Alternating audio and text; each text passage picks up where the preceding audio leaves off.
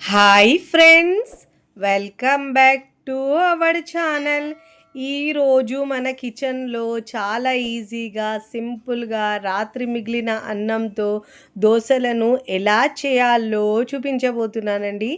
ఎప్పుడు మిగిలిన అన్నంతో పులిహోర, చిత్రాన్నం ఇలా కాకుండా ఇలా కొత్తగా దోశలు వేసుకోండి. చాలా చాలా బాగుంటాయండి. క్రిస్పీగా తిన్న కొద్దీ తినాలనిపిస్తాయండి. 2 తినేవాళ్ళు 4 తింటారు. ఇలా చేసిన దోశలైతే మీరు రెగ్యులర్గా తినే అన్నంతో చేసినవంటే అస్సలు నమ్మరండి, అంత టేస్టీగా ఉంటాయి. దానితో పాటు నేను స్పాంజీ దోశ, క్రిస్పీ దోశ 2 కూడా చూపిస్తున్నాను. రుచి అయితే సూపర్గా ఉంటుందండి. రాత్రి మిగిలిన అన్నంతో లేదంటే మార్నింగ్ చేసిన అన్నంతో వేడి వేడిగా తినని వాళ్ళు ఇలా దోశలు వేసుకొని వేడి వేడిగా తినండి, చాలా బాగుంటుంది. మరి ఇక ఏమాత్రం ఆలస్యం చేయకుండా చాలా ఈజీగా టేస్టీగా మిగిలిన అన్నంతో దోశలు ఎలా చేయాలో చూద్దాం రండి. ముందుగా ఇక్కడ నేను ఒక మిక్సింగ్ బౌల్ తీసుకొని దాంట్లో అన్ని కొలతలు ఒక దాంతో తీసుకోవాలండి. కప్పు, గ్లాసు దేంతోనైనా సరే 1 కప్పు సూజీ, బొంబాయి రవ్వ, ఉప్మా రవ్వ అంటారు కదండి, అది తీసుకోవాలి. అదే కప్పుతో 1 కప్పు నేనైతే రాత్రి మిగిలిన అన్నంతో చేస్తున్నానండి. మీరు వేడి అన్నం ఉంటే కూడా ఇలా చేసుకోవచ్చు. ఇలా అన్నం వేసుకున్న తర్వాత 1 కప్పు, అదే కప్పుతో 3/4 కప్పు పెరుగు వేసుకోవాలండి. ఒకవేళ మీ దగ్గర మజ్జిగ ఉంటే మజ్జిగ అయినా వేసుకోవచ్చు. ఇప్పుడు దీంట్లో 1 కప్పు వాటర్ వేసుకోవాలి. ఇలా వాటర్ వేసుకొని అన్ని ఇంగ్రీడియంట్స్ని ఒకసారి బాగా మిక్స్ చేసుకోవాలి. ఫస్ట్ టైం నా ఛానల్ చూస్తున్న వాళ్ళు ప్లీజ్ నా ఛానల్ని సబ్స్క్రైబ్ చేసుకోండి, లైక్ చేయండి, పక్కనున్న బెల్ ఐకాన్ని ప్రెస్ చేయండి. ఇలా ప్రెస్ చేయడం వల్ల నేను పెట్టే వీడియో నోటిఫికేషన్ ముందుగా మీ హోమ్ పేజ్కి వస్తాయండి.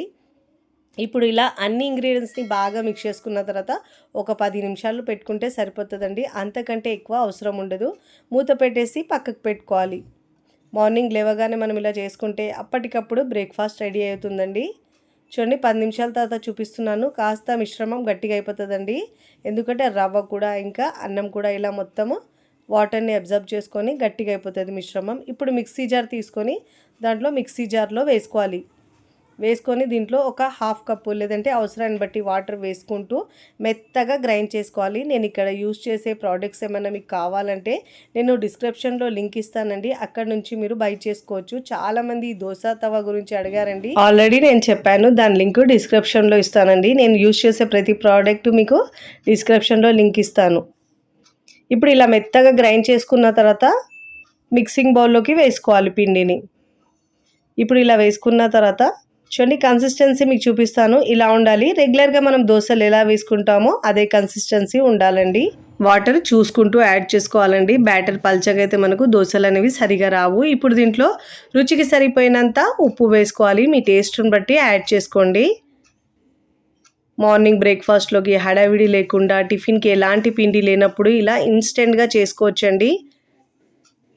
ఇలా వేసుకున్న తర్వాత దీంట్లో ఒక 1/4 టీ స్పూన్ దాకా బేకింగ్ సోడా కూడా వేసుకోవాలండి. ఆ క్లిప్ నాకు మిస్ అయింది. మీరు కలుపుకొని ఇలా దోశలు వేసుకోవాలి.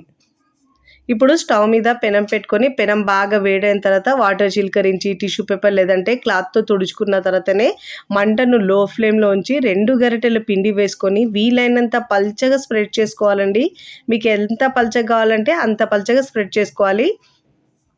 గుర్తుంచుకోవాల్సిన విషయం ఏమిటంటే మనం తవాను హై ఫ్లేమ్లో వేడి చేసుకున్న తర్వాత దోశ వేసేటప్పుడు మంటను లో ఫ్లేమ్లో ఉంచి దోశను వేసుకోవాలండి. వేసుకున్న తర్వాత పైన తడి ఆరిన తర్వాత ఒక 1/2 టీ స్పూన్ దాకా ఆయిల్ వేసుకోవాలి. ఇలా దోశ వేసుకున్న తర్వాత మీడియం టు హై ఫ్లేమ్లో ఉంచి అన్ని వైపులో తిప్పుతూ మంచి గోల్డెన్ కలర్ వచ్చే వరకు కాల్చుకోవాలండి. దోశనైతే మనము మీడియం టు హై ఫ్లేమ్లోనే కాల్చుకోవాలి. అప్పుడే మనకు దోశకు మంచి కలర్ వస్తుంది, ఇంకా క్రిస్పీగా కూడా వస్తుంది.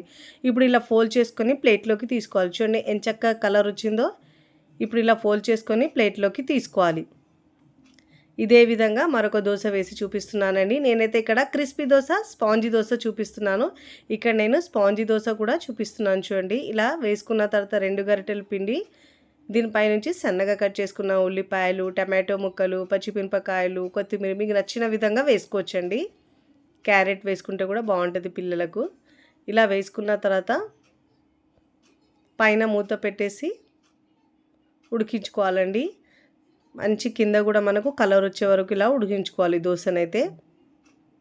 స్పాంజీ దోశ కూడా టేస్టీగా ఉంటుందండి, క్రిస్పీ దోశ కూడా టేస్టీగా ఉంటాయి, రెండు కూడా చాలా బాగుంటాయి. ఇప్పుడు దీనిపైనుంచి ఒక 1/2 టీ స్పూన్ దాకా ఆయిల్ వేసుకొని మూత పెట్టేసి ఉడికించుకోవాలండి. పైన తడి ఆరే వరకు ఉడికించుకున్న తర్వాత ప్లేట్లోకి తీసుకోవాలి. చూడండి పైన కూడా ఇలా హోల్స్గా చాలా బాగా వస్తాయండి, ఇంకా స్పాంజీ కూడా ఉంటుంది దోశ అయితే. ఇప్పుడు ఇలా ప్లేట్లోకి తీసుకోవాలి. నేనైతే ఇక్కడ వేడివేడిగా దోశలు వేసుకొని సర్వింగ్ ప్లేట్లోకి సర్వ్ చేసుకున్నానండి. చూస్తుంటేనే ఎప్పుడెప్పుడు తినాలనిపించాయి. చాలా ఈజీగా టేస్టీగా ఉండే మిగిలిన అన్నంతో ఈ దోశలు మీకు నచ్చితే తప్పకుండా ట్రై చేయండి. ట్రై చేసి ఎలా కుదిరిందో నాకు కామెంట్ ద్వారా తెలియచేయండి. నేను ఇక్కడ 2 రకాల దోశలు కూడా చేసినానండి. 2 కూడా చాలా చాలా బాగుంటాయి. మీకు నచ్చిన చట్నీతో సర్వ్ చేసుకోవచ్చండి. నేనైతే పల్లీ చట్నీతో సర్వ్ చేస్తున్నాను. ఇక్కడ మీకు తుంచి చూపిస్తాను చూడండి ఎంత క్రిస్పీగా వచ్చినాయో. అస్సలు నమ్మరండి మిగిలిన అన్నంతో చేసిన దోశలంటే. వీడియోని లైక్ చేయండి, లైక్ చేసి హైప్ బటన్ని నొక్కండి, ఫ్రెండ్స్ ఫ్యామిలీకి షేర్ చేయండి. మరికొన్ని టేస్టీ సింపుల్ క్విక్ రెసిపీస్ కోసం టీ కిచెన్ని సబ్స్క్రైబ్ చేసుకోండి. కమెంట్ చేయడం అస్సలు మరవకండి. Thanks for watching.